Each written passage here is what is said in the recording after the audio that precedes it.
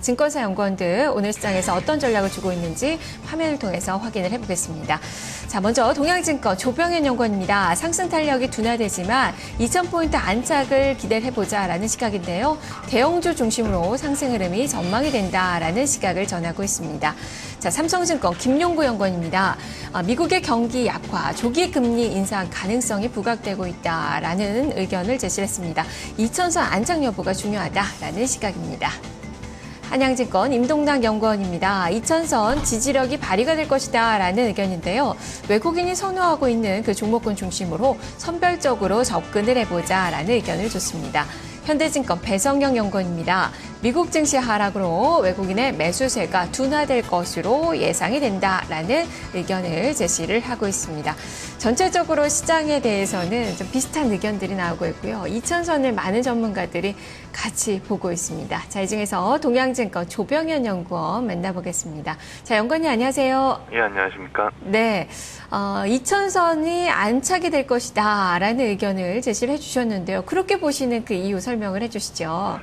예, 일단은 지금 2,000선 넘어와서 2,010선 부근까지 온 다음에 미국 증시 부진이라든지 아니면 기술적 부담 아니면은 수급 기관 쪽에서의 수급 약화 같은 어떤 수급 부담 이런저런 이유들이 등장을 하면서 지금 지수의 상승 탄력이 다소 이렇게 둔화되는 모습이 나타나고 있는 건 사실입니다. 근데 말씀드린 것처럼 그 2,000선의 안착은 성공할 것이다라고 생각을 하고 있는데 일단 그렇게 생각하는 이유는 기존 그 2,000선 진입 시점에 비해서 지금 상당히 양호한 대외 환경이 유지가 되고 있다라는 점을 첫 번째 이유로 될 수가 있을 것 같습니다. 사실 저희가 장기 박스권 진입해서 2012년 이후로 지금 2,000선 안착 시도 크게 봐서 한 4번 정도 시도를 했지만 번번이 실패를 했었는데요.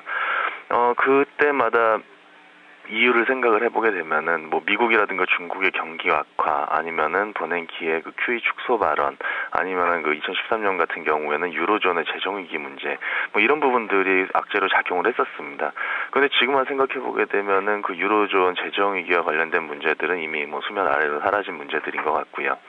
미국의 경기 회복세는 계속해서 최근 들어가지고 일부 지표의 둔화가 나타나고 있지만은 경계 선행 지수라든지 ISM 제조업 지수 같이 전망을 나타내는 지표들을 보게 되면은 꾸준히 상승세를 보여주고 있습니다. 그렇기 때문에 미국 경기에 대한 기대가 여전히 유효하다고 보고 있고요.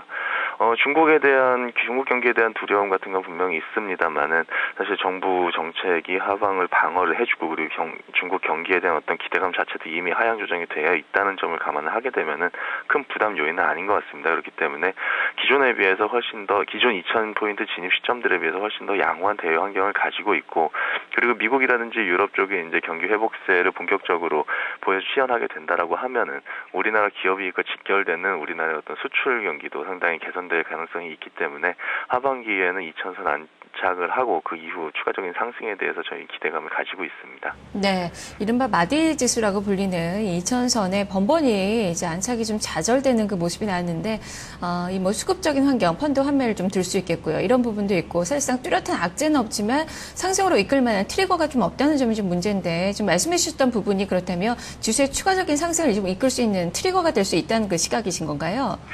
예, 그렇습니다. 방금 수급적인 측면에서 말씀을 해주셨는데 그 수급적인 측면에서 보게 되더라도 최근 들어가지고 2,000선 이후에도 지금 외국인들 같은 경우에 계속해서 긍정적인 시각을 유지를 하고 있고요. 최근 들어서 해외 쪽 자금 흐름을 보더라도 이머징 펀드로 지난주부터 다시 자금이 유입되는 그런 흐름이 나타나고 있습니다. 그래서 이머징 펀드 쪽으로 돈이 들어오게 된다라고 하면 우리는 일단 패시브하게 그러니까 우리나라 지수에 대한 판단 이외에도 그냥 그 시가총액 비중대로 사야 하는 그런 패시브한 물량들도 들어올 수 있기 때문에 외국인 수급상에 상당히 긍정적으로 작용할 수 있다고 판단을 하고 있고요.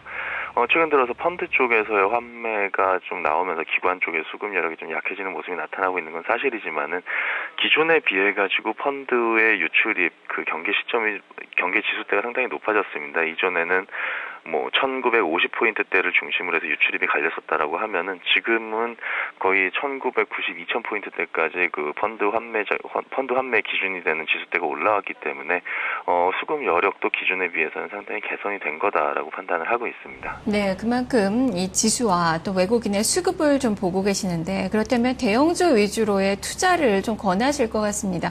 오늘은 이 유가증권 시장은 코스닥 시장이 좀 더 강한데요. 중소형주 쪽에서의 전략은 이제는 조금은 옮겨 타야 되는 그 시기인지 이 투자 전략 좀 자세히 설명을 해주시죠.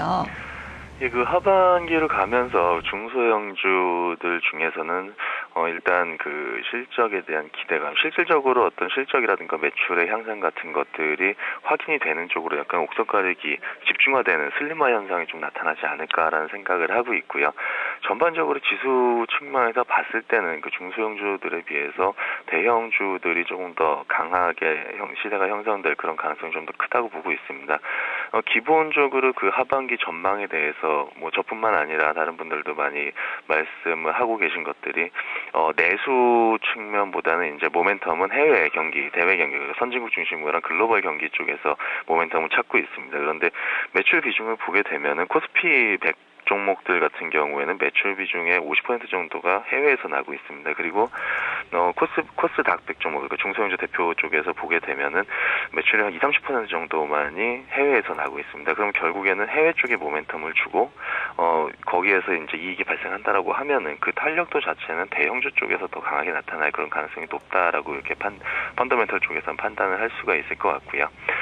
일단은 뭐 좀 장기적으로 보면은 모르겠지만 지금 일단 단기적인 상황으로 봤을 때는 지금 신용잔고가 상당히 많이 높아져 있기 때문에 개인들의 어떤 중소형주 매수에 대한 그런 어떤 수급 여력도 지금은 좋지 않은 상태인 것 같고, 그리고 기관 같은 경우도 말씀드린 대로 뭐 향후엔 좋아진다라고 하지만 지금 단기적으로 봤을 때는 일단 기관 같은 경우도 지금 펀드의 유입이 약간은 둔화되고 있는 모습이기 때문에 그 중소형주에 대한 어떤 매수 여력 같은 것들이 기관 쪽에서 높지는 않은 것 같습니다. 그렇기 때문에 대형주들 중심으로 대응하는 게 조금 더 낫지 않겠느냐라는 생각을 가지고 있고요.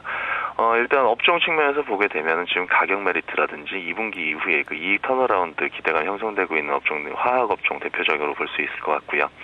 그리고 대외 불확실성이라는 부분, 대외 경기에 대한 어떤 불확실성이라는 것이 완화되고 증시 상승 구간에서 좀 차별적인 퍼포먼스를 보여주는 것이 바로 증권 업종입니다. 그래서 화학 업종하고 증권 업종에 관심을 가지고 있습니다. 네, 알겠습니다. 말씀 잘 들었습니다. 네, 감사합니다. 네, 증권주에 대한 그 움직임, 그만큼 지수에 대한 그 기대감을 좀 가지고 있기 때문에 증권주에 대한 그 기대감도 이야기가 좀 되고 있네요. 조병현 연구원과 함께했습니다.